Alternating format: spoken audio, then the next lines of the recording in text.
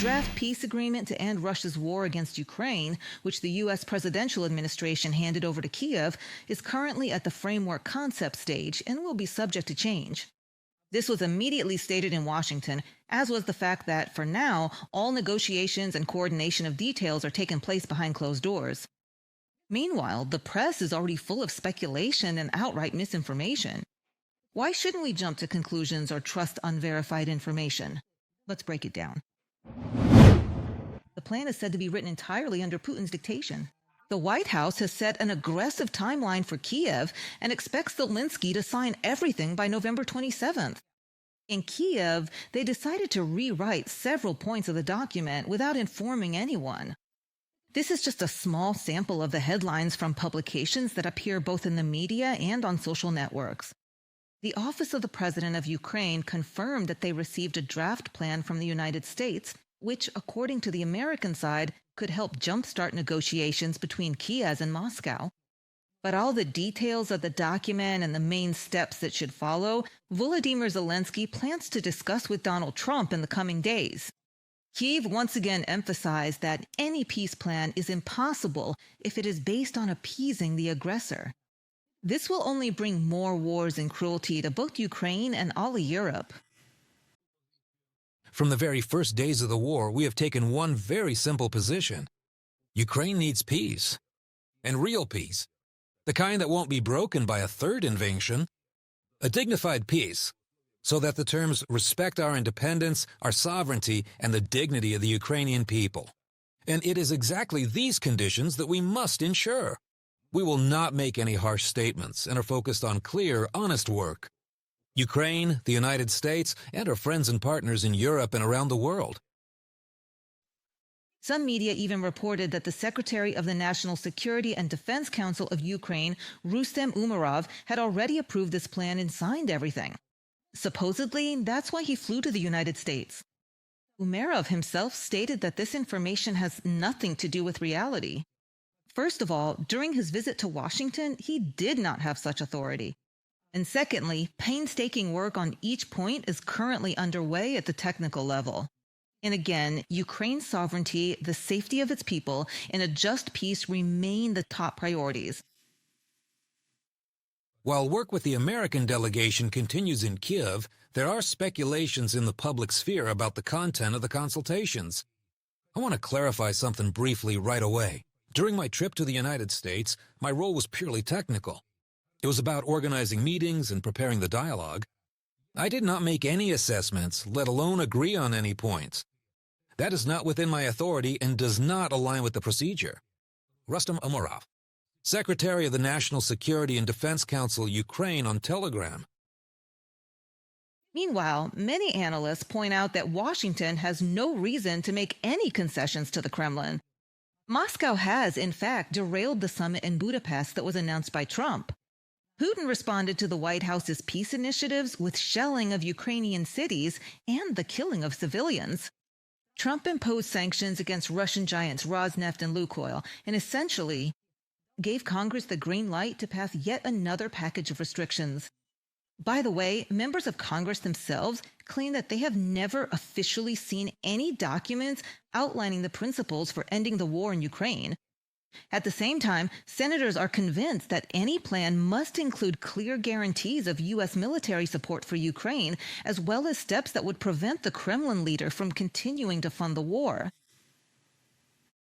No plan will work until Putin and his allies believe that we are truly ready to provide greater military assistance, to give Ukraine more capability to strike painful blows against Russia militarily, and to impose significantly greater economic consequences on those who finance Putin's war machine. Lindsey Graham, a Republican senator, in an interview with The Hill.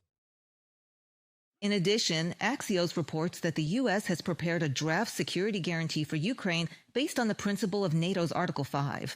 And the plan will stipulate that a major and deliberate attack by Moscow on Ukraine will be considered a threat to the entire transatlantic community. In such a case, Washington and its European allies commit to act together, including the possibility of using military force. And such provisions effectively elevate Ukraine to the level of expanded ally commitments from key NATO countries. A large-scale and deliberate attack by Russia on Ukraine will be interpreted as a threat to the entire transatlantic community.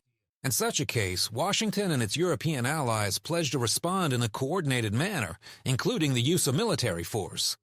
The document notes that these commitments take effect immediately upon signing, are valid for 10 years, and can be extended by mutual agreement of the parties. The U.S. emphasizes that any actions by Moscow that violate the terms of a future ceasefire will be considered through the joint Ukraine-NATO assessment mechanism.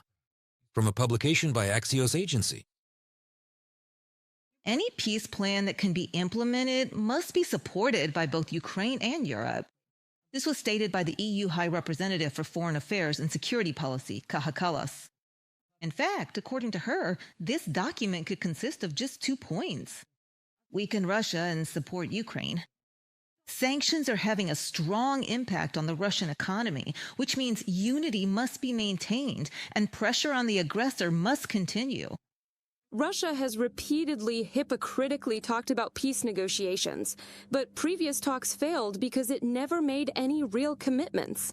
The pressure should be on the aggressor, not the victim, because encouraging aggression will only provoke a new wave of it. That is why the European Union has a clear 2-point plan. First, to weaken Russia. Second, to support Ukraine.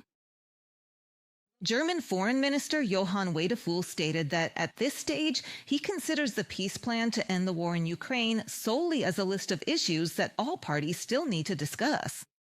According to him, the document that the American negotiators brought to Kyiv is not the final version. Wadefuhl also emphasized that Berlin's position remains unchanged, to support Ukraine and ensure it can negotiate from a position of strength. Germany's position is Europe's position, and that means we support Ukraine.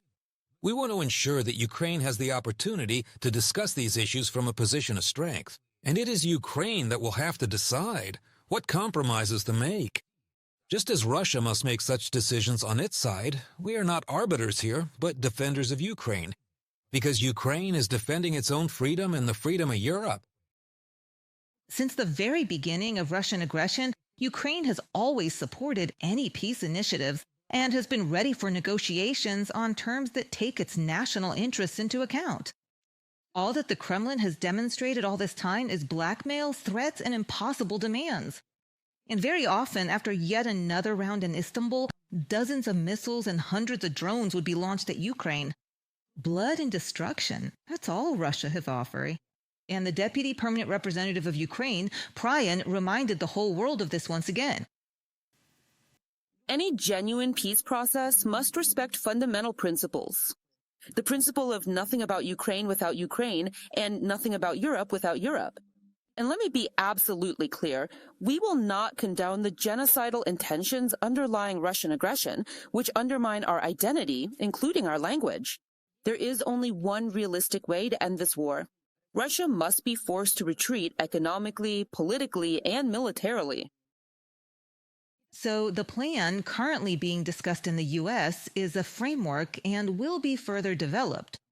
At the same time, both Kyiv and European partners emphasize that any peace process is only possible with Ukraine's active participation and respect for its sovereignty.